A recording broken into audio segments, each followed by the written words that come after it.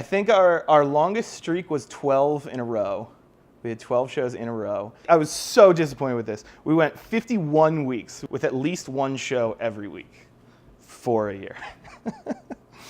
I feel like people have, perceptions of like houses and stuff like that and the people who live there. We were not those people. I think in a lot of ways. Like I was working like a 9 to 5 in a cubicle. Anthony, who lived there for 3 of the 4 years, was in law school. I remember many, many times when he would be sitting up in his room, like studying for the bar, while there's like 3 bands playing downstairs, like 100 people there, like trying to get work done around like all the noise. Just like, somebody else deal with this. Like, just make sure nobody dies. That was pretty much our goal. As long as shows go okay, nobody dies, the bands get paid, then we're happy. People would assume that because we did a lot of shows, we got money from it, which we absolutely did not. We lost great amounts of money on that house. Moving out was my favorite. Obviously, we weren't getting the security deposit back, but the goal was more like to just back away quietly without getting sued, more than it was to get any money back from it. Which we didn't get sued, but maybe we will from this, who knows. The house rule was don't look at it. If the fridge was moving, don't look at it, and then everything's fine. The cops show up, you just don't look at it. Door breaks, don't look at it. Holes in the walls, you just don't look at it. You just have to never look at them. And then everything's good. It'll solve all of your problems. They'll just go away eventually, when you move out.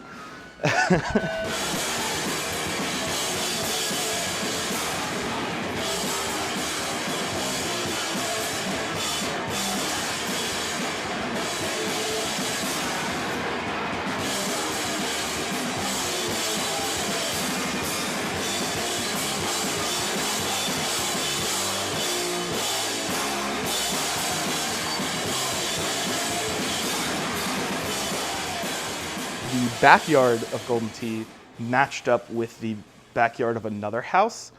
Towards the end, there was this crew there of just like wild dudes. And they demanded that we left the door open so that they could hear the music while they were having their barbecue outside.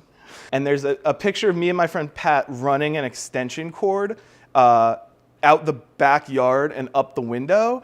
And somebody posted on Instagram and everyone just assumed that we were taking power from the neighbors, and it was actually the opposite, that they had not paid their power bills. So our neighbor comes over and knocks on the door, and we open the door and we're just like, oh God, this is about the throngs of kids hanging out on the street. And he was like, hey man, so like we forgot to pay our power bill. Do you think we could just like hook our fridge up to your stuff for a bit? And we're like, oh my God, yeah, that's fine.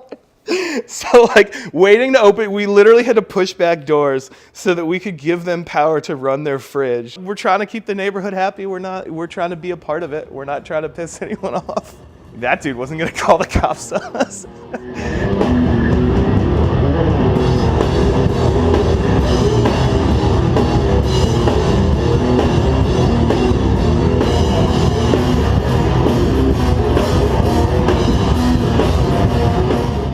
So one of the first shows we ever did was a New Year's show for this label, Evil Weevil. It was just a bunch of their bands and like a huge party basically, and we had like food, but like the dumbest food.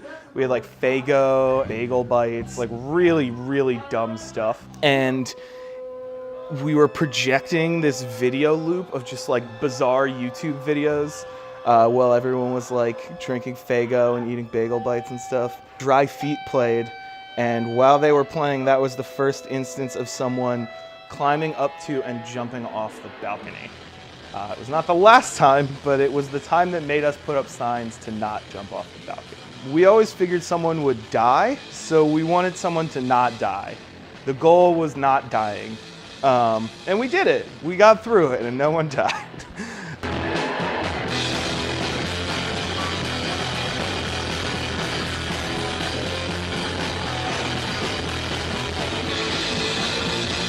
Compared to a lot of places, like, tried to at least run a tight ship, and I think that helped a lot in a lot of our interactions. Everybody knew what we were doing. Everybody on the block knew what we were doing. We were like 2 blocks away from like a police precinct thing. They all knew what we were doing. They would drive by the shows. They know what was happening. They just didn't really care because we managed to, we were respectful. It was sort of like, okay, we're gonna do these shows, we're gonna be loud, but we're not gonna be shitty. I mean, the first house show I ever went to was in Allentown at the Pirates Cove. And I went there in like 9th or 10th grade. And I remember just like seeing it and seeing how they ran it and seeing all the bands there and just being like, this is the coolest thing I've ever seen. And I want to be a part of this. And for years and years and years I did.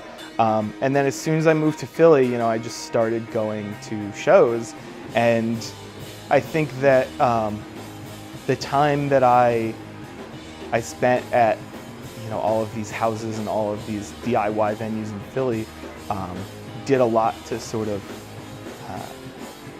you know, make me who I am in a lot of ways, I guess.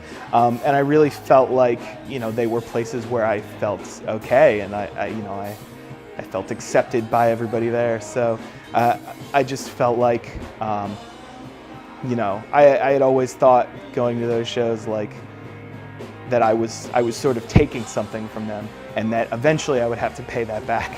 And I think that's what Golden Tee was just me trying to pay back my debt to punk in a lot of ways. You know, I don't play any instruments, I'm garbage at everything.